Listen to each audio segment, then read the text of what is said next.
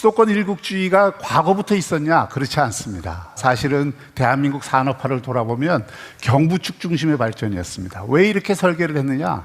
부산이 세계적인 항만을 갖고 있기 때문에 그 항만 주변에 제조업 단지를 만들고, 서울이 수도로서의 복합 기능을 갖고 있기 때문에 이 두 개를 경부 고속도로로 연결을 해서 대한민국 산업화를 이끌어왔던 겁니다. 그리고 그 경부축 중심의 산업화에서는 부산, 울산, 대구, 구미, 대전, 서울까지 이 발전축이 형성됐습니다.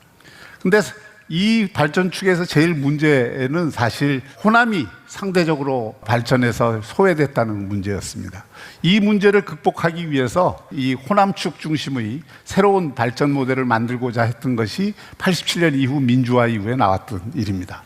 그런데 경부축을 살려놓고 호남축, 서해안축을 살려서 이 두 가지 축으로 균형 발전을 이루었으면 좋았을 텐데, 아쉽게도 87년 이후에 대한민국은 경부축도 사라지고 호남축도 충분히 형성되지 못한 상태에서 수도권 일국주의로만 굳어졌던 겁니다. 예를 들어 부산이 1970년대 GDP에 차지하는 비중이 29%였습니다. 90년대에 4%로 떨어졌습니다. 1990년대에 부산이 직할시에서 광역시구로 됐습니다. 그러면서 성장 억제 도시로 묶였어요. 부산만 묶인 게 아니라 남부권 전체가 묶인 겁니다, 사실은. 그 결과로서 모든 곳에서 수도권으로 몰려드는 그 구조가 완성이 된 겁니다. 여러분들, 인서울이라는 얘기가 여기서부터 형성이 된 것입니다. 제가 재밌는 예를 하나 들겠습니다. 전 세계 수도권 집중이 얼마나 심한가, 이걸 보기 위해서 각 나라의 인구 집중도를 저희가 그림으로 표시를 해봤습니다. 보시다시피 프랑스, 일본, 이런 나라들은 수도권이 굉장히 비대한 것으로 나타납니다. 미국은, 저는 이걸 고래 모델이라고 하고 싶은데, 인구와 이 지역적 분포가 이게 괴리되어 있지 않습니다. 골고루 아주 잘생긴 고래처럼 발전을 하고 있습니다. 재미있는 것은 2000년대 이후에 계속 혁신하고 성장하는 나라들은 이런 고래 모델을 가진 나라들이고, 2000년대에서 성장이 억제된 나라들은 일본, 프랑스와 같이 이런 수도권만 입이 큰 그런 모델입니다. 저는 그걸 아기 모델이라고 생각하는데, 제일 심한 아기 모델을 보여주고 있는 나라가 대한민국입니다. 전 세계에서. 보시면 알겠지만은 정말 아기 가운데서도 가장 못생긴 아기 모델을 대한민국은 갖고 있는 것입니다. 90년대 이후에 모두가 인서울에 왔습니다. 대한민국이 수직적 구조로 바뀐 것입니다. 이것이 잠재력을 우리가 충분히 활용하지 못하는 나라를 만든 것이고, 수도권, 특히 강남의 부동산 시장을 폭등시킨 이유고, 대한민국을 강남과 비강남이라고 하는 이런 두 개의 위너와 루저 모델로 바꾼 이 구조가 바로 아기 모델이라고 저는 생각을 합니다. 이 구조가 너무 강하기 때문에 지금 대한민국을 성장 잠재력도 약화시키고 초저출산도 가져오고 격차도 확대하는 상황을 가져온 것입니다. 최근에 한국은행이 굉장히 좋은 조사를 했습니다. 자, 수도권이 이렇게 비대해졌는데 그 인구가 어디서 온 거냐? 78.5%가 청년들이 유입됐다는 겁니다. 그만큼 지방은 78.5% 해당되는 청년들이 빠졌겠죠. 자, 그러면 서울에 온 청년들, 수도권에 온 청년들이 행복하냐?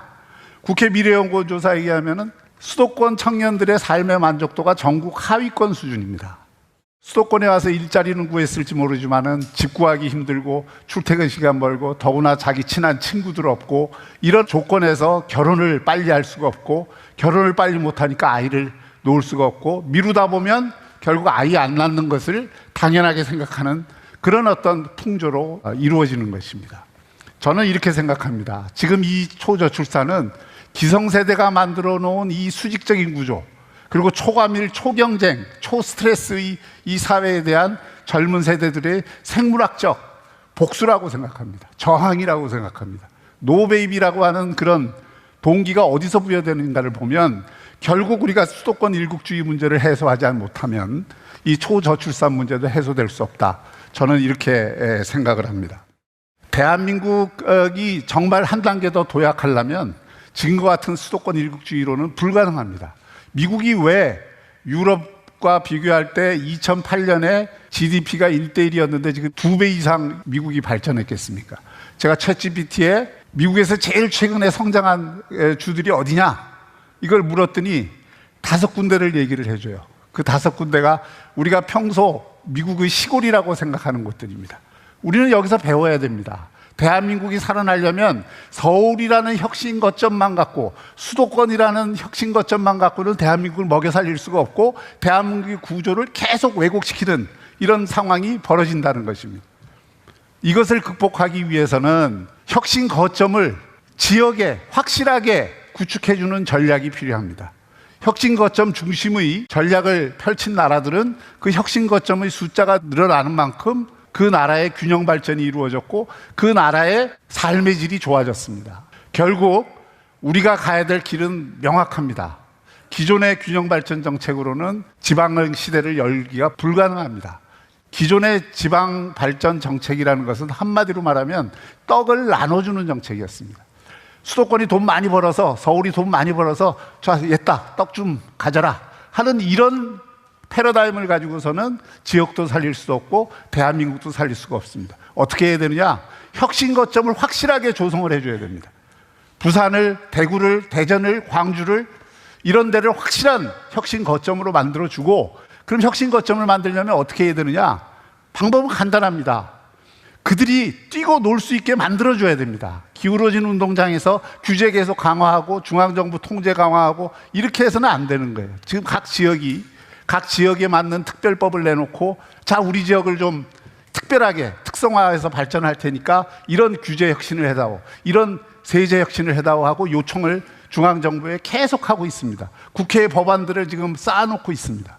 이런 문제들을 해소를 해주지 않으면 이런 특별법들을 통해서 권한을 이용하고 실제로 필요한 혁신 거점이 되기 위한 여건을 만들어주는 전략으로 가야 된다고 생각을 합니다. 우리 윤석열 정부에서 하고 있는 기회발전 특구 정책은 굉장히 좋은 정책입니다. 각 지역이 특성화 발전을 위해서 학구로 지정이 되고 거기에 기업이 오면 상속세를 면제해주고 거기에 오면은 법인세를 상당 부분 면제해주고 거기에 투자하는 기업에 대해서 특별한 규제 혜택을 준다면 각 지역의 특성에 맞는 기업들이 올 수가 있고 그것이 지역에서 새로운 일자리를 창출하고 새로운 혁신 성장의 거점이 될 것이라고 생각합니다. 궁극적으로는 우리 지역의 준연방제에 해당되는 그런 권한과 예산의 자주권을 주는 쪽으로 저는 개헌도 일어날 필요가 있고 또 그 개헌뿐만이 아니라 개헌이 하기 전까지는 특별법 형태로라도 그런 지역의 몸부림을 또 지역이 대한민국을 살리기 위해서 그런 자생적 발전의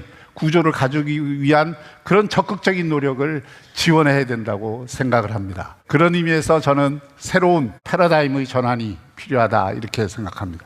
감사합니다.